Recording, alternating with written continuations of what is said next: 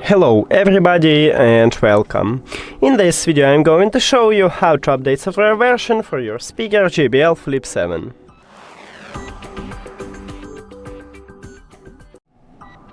You have to start by open JBL Portable application, and you can firstly click right here. You will see this menu, or you can scroll down, go to product information, and then click at software. Now click update, and we should wait until it's finished.